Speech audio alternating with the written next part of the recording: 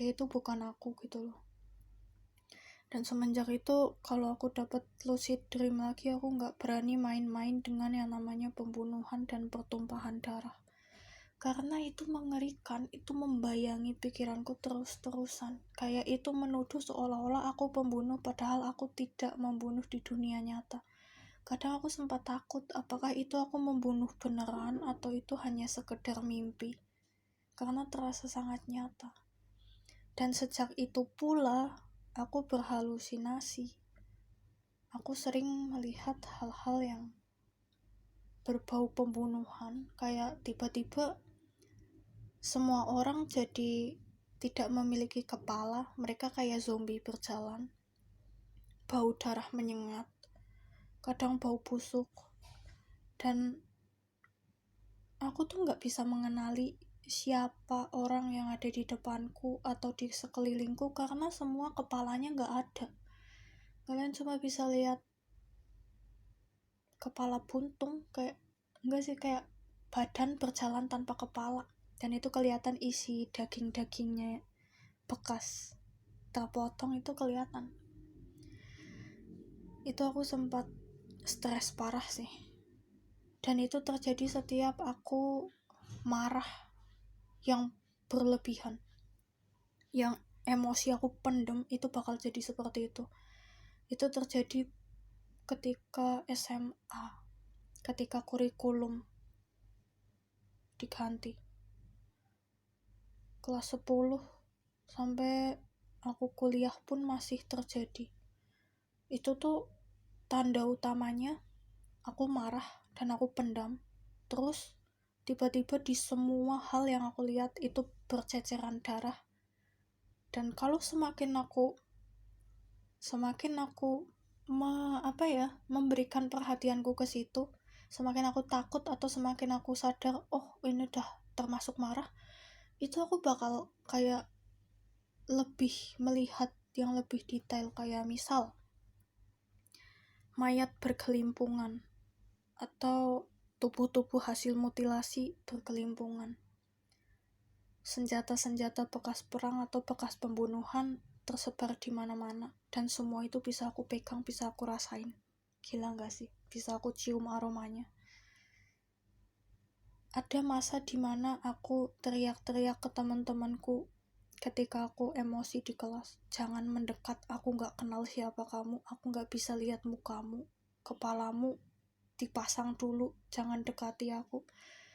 Aku sempat kayak gitu sambil nangis, dan teman-temanku bingung aku kenapa.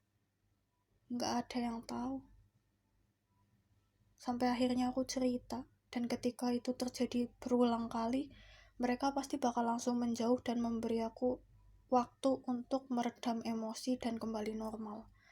Itu benar-benar gila sih. Kayak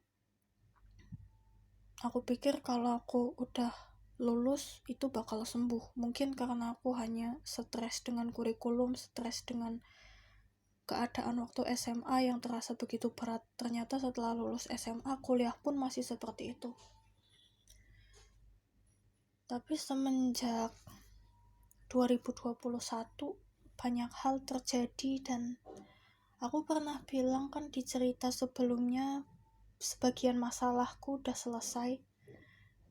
Dan ya, salah satunya itu. Sekarang kalau aku marah, aku bisa mengendalikan apakah aku mau melihat hal yang seburuk itu ataukah tidak. Dan ketika aku memilih tidak, aku tidak ingin melihat itu, otomatis semuanya menghilang, semuanya jadi normal lagi. Dan itu buatku kemajuan yang sangat drastis. Tapi setiap ingat mengerikan sih, mengerikan. Kayak halusinasi tingkat tinggi gak sih? Kayak udah halusinasi yang kronis banget, sampai aku bisa megang senjata yang ada di lantai, aku bisa colek darah yang ada di lantai, aku bisa ambil tubuh yang bergelimpungan, aku bisa rasain semua itu. Dan aku tahu itu gak wajar, dan aku ketakutan setengah mati setiap kali itu terjadi. Apalagi aku nggak bisa mengenali orang-orang yang ada di sekitarku. Literally semua orang, semua manusia yang muncul di depanku atau di sekelilingku, di pandanganku, semuanya nggak punya kepala. Itu bener-bener bingung sih membedakannya gimana. Karena waktu itu kan juga di sekolah kan semua orang pakai seragam. Aku nggak hafal postur tiap orang seperti apa. Jadi susah untuk mengenali siapa dia gitu loh. Dan mereka tuh nggak bisa ini loh. Mereka ngomong sesuatu, tapi aku nggak bisa nangkep. Kayak seolah-olah semua suaranya sama, semua ngomong hal yang sama. Jadi aku nggak bisa mengidentifikasi siapa di mana. Itu pengalaman yang paling aneh dan paling mengerikan, tapi paling berkesan juga sih, paling mengajari banyak hal. Bahwa emosi bisa dikendalikan dan bahwa halusinasi bisa dikendalikan. Ketika kita nggak mau halusinasi, ketika kita nggak mau jadi gila, ketika kita nggak mau emosi melahap hati dan jiwa kita sebagai manusia bisa menghadapi itu suatu pelajaran yang wow banget buatku. Mungkin kapan-kapan bakal bahas lebih detail. Aku agak lupa detailnya seperti apa. Itu ada di buku diary soalnya. Sejauh ini aku cuma ingat segitu. Sekian dulu cerita kali ini. Intinya lucid dream itu kalau digunakan untuk yang positif, wah sangat menyenangkan, bisa buat berpetualang. Tapi kalau buat yang negatif, wah bahaya. Anehnya lagi kenapa itu bahaya dan kenapa bisa terjadi di aku dan kenapa bisa ke bawah sampai ke dunia nyata, itu aneh banget. Atau mungkin karena aku merasa bersalah ya. Bersalah karena melakukan pembunuhan berantai di dalam mimpi, jadi aku berhalusinasi seperti itu. Mungkin tidak ada yang tahu. Aku pun masih belum menemukan jawabannya.